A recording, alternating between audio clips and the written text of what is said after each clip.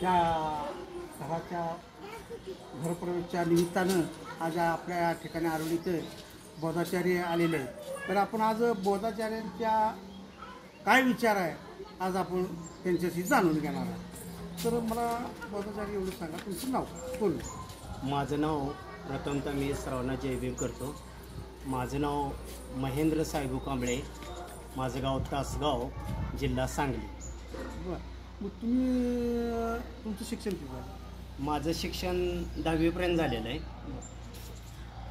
10वीपर्यंत झालं. तर तिथून मग व्यवसाय काय करता? माझा रिक्षा ड्रायव्हर आहे. मी रिक्षा ड्रायव्हरचा व्यवसाय करतो. रिक्षा ड्रायव्हर करता, तुम्ही अशी मुलं काय शिकवली ड्रायव्हर? हो, माझ्या घरात माझे भरपूर शिकलेले आहेत. तुम्ही ट्रेनिंग दिली? हां, ट्रेनिंग दिलेली 5-6 जण तर आता रिक्षा व्यवसाय काय सर्व्हिस निमित्त सर्व्हिसला लागलेली आहे. म्हणजे रिक्षा व्यवसाय चांगल्या पद्धतीने केला चांगला आणि 4-5 कुटुंब तुम्ही जगवलेले ते तुमच्या होय. मग आता तुम्हाला समाजकार्यात काय आवड निर्माण काय आहे? समाजकार्य म्हणजे मी जवळजवळ एक आता 15-20 वर्ष झाले भारतीय बौद्ध महासभेचं काम करतोय. आणि भारतीय बौद्ध महासभेचं काम करत असताना मी पहिल्या स्टार्टला आपलं जयंतीचं कार्यक्रम किंवा असे धार्मिक कार्यक्रम असते, त्या कार्यक्रमात पुढाकार घेऊन काम करायचो. सगळं स्वतः काम करायचं. जयंतीचा कार्यक्रम असू दे, व्याख्यान वगैरे असू दे, असं आम्ही आमच्या सम्राट ग्रुपच्या वतीनं आम्ही काम करत राहायचो. नंतर मला वाटलं की आपण आपल्यात बौद्धाचार्याचं प्रमाण कमी आहे. बरोबर. कारण बौद्धाचार्य काय काय वेळेला कार्यक्रमाला मिळायचे नाहीत आणि त्यामुळे ते कमी वाटायला लागल्यावर मग आम्ही एक ठराविक जणांना ठरवलं की आपण एक 5-6 जण बौद्धाचार्य व्हायचं. अशा पद्धतीने आम्ही आज एक तासगाव तालुक्यात एक 5-6 जण बौद्धाचार्याचं काम करतो. चांगली कल्पना विषय मांडला, हा चांगला मांडलेला आहे. तर मला एवढं सांगा, तुम्ही कधी म्हणजे कुठल्या शिबिरला होता तुम्ही? आम्ही आटपाडीच्या शिबिरला होतो. म्हणजे किती वर्ष झाले याला?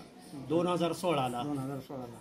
मग तेव्हापासून तुम्ही कार्यक्रम कोणते करता? जयंती असू द्या, जयंतीचा कार्यक्रम असू द्या किंवा मग ती कुठली जयंती असू द्या, फुले जयंती असू द्या, बाबासाहेबांची जयंती, हां कुठलीही जयंती असू द्या, जयंतीचा कार्यक्रम असतो. साबनेर शिबिर लावतो. परत समता सैनिक दलाचे शिबिर असतात. हां, परवा जाता आम्ही हातनोरले समता सैनिक शिबिर लावलं होतं. तिथे एक जवळजवळ एक 54 शिबिरार्थी झाली. म्हणजे 54 लोकांनी समता सैनिक दलाचं ट्रेनिंग घेतलं होतं. परत एक तासगावात एक लागलं होतं. तासगावात एक जवळजवळ नाही म्हटलं तर एक 20-22 महिला आणि एक 20-22 मुलं शिबिरात भाग घेतला होता त्यांनी. बरं, आता त्यावेळेची परिस्थिती आणि आत्ता आपल्या भारतीय बौद्ध महासभा याच्याकडे जरा लोकांचा बघण्याचा जरा दृष्टिकोन जरा वेगळा दिसतोय, असं तुम्हाला कधी जाणवतं का? काय काय वेळेला जाणवतं, काय काय वेळेला मग चुक्या थोड्याफार होत असतात. काय चुकी थोड्याफार समजून घेतल्या पाहिजे. लोकांचा बघण्याचा दृष्टिकोन त्यातून थोडाफार वेगळा निघतोय. समाजकार्य करायचं म्हणजे एवढं काही सोपं राहिलं नाही. म्हणजे अशा भरपूर अडचण. मग अशी एखादी कुठं तुम्हाला अडचण आली का कार्यक्रमाला गेल्यानंतर? अशी कुठे एखादी बऱ्याच ठिकाणी अशा थोडक्या शब्दात अशी एखादी कुठली अडचण? बऱ्याच ठिकाणी कार्यक्रमाला भरपूर ठिकाणी अडचणी होतात, कारण लोकांनी अजून दमच समजून घेतला नाही. काही ठिकाणी दमच समजून घेतला नाही. मग आपण कुठं मागं पडतोय असं वाटतं? हो, थोडंफार आपण सुद्धा मागच पडतोय ना. कसं धर्माचा प्रचार आणि प्रसार जसं बाबासाहेबांनी सांगितल्याप्रमाणे झालेलं नाही. कुठं तर आपण मागं पडायला लागलेलो आहे. कारण बरेच जो बाबासाहेबांनी सांगितलं होतं की मी हा जो रथ आहे समतेचा रथ घेऊन चाललेलो आहे, तो पुढे जाई नाही नेला तर मागं तर नेऊ नका. आता आपला समाज थोड्या पडून शिकलेला प्रगती झालेला समाज याच्याकडे धम्माकडे वळून थोड्या प्रमाणात कमी बघतोय आणि त्यांची कुठं तर कमी जाणवायला लागली.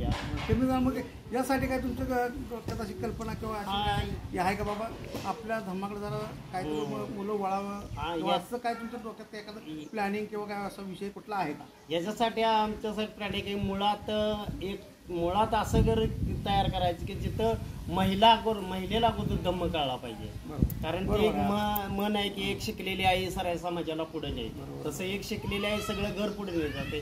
तिच्या डोक्यातून अंधश्रद्धा आपण अगोदर काढली. बरं, मग असं मग महिलांसाठी तुम्ही काय केलं का? कुठला उपक्रम राबविला का? हा, बरेच ठिकाणी आता आम्ही महिलांची शिबिरे पण राबवतोय. त्यात महिलांना पण सांगतोय. ज्या वेळेला आमची प्रवचन असतात, मग ते जलदान विधीचा कार्यक्रम असतो, गृहप्रवेश असू दे, बारशाचा कार्यक्रम असू दे, असे प्रयोग असतात. त्यावेळेला मी प्रवचन देतो. त्यावेळेला आलेल्या सगळ्या महिलाच असतात. त्यांना हे सांगतो की अंधश्रद्धेपासून दूर राहावा. मग महिलांचा कसं तुम्हाला सहभाग असा वाटतो? हो, मिळते ना. आता एक कसं आहे, 100 महिला असेल त्यात 2 महिलांचं जरी घर प्रगतीशील झालं तरी त्यातून आम्हाला समाधान नाही, वाटतं. बरोबर आहे, चांगली गोष्ट. पहिल्यांदा मी आमचं कुटुंबच हे केलं, बरोबर. नंतर कुटुंबानं माझं बघून माझे इतर आता सुरुवात झालेली आहे. थोडे फार सुरुवात व्हायला लागलेली आहे. बरं, आता तुम्ही बौद्धाचार्य आहे म्हणून तुम्ही प्रोग्राम वगैरे करता, तर तुमचा एखादा कॉन्टॅक्ट नंबर माझ्या आपल्या बौद्ध बांधवांसाठी एखादा कॉन्टॅक्ट नंबर सांग. माझा नंबर आहे 97 66 35 10 66. महेंद्र कांबळे, तासगाव. अजून 97 66 35 10 66. जय जय भीम.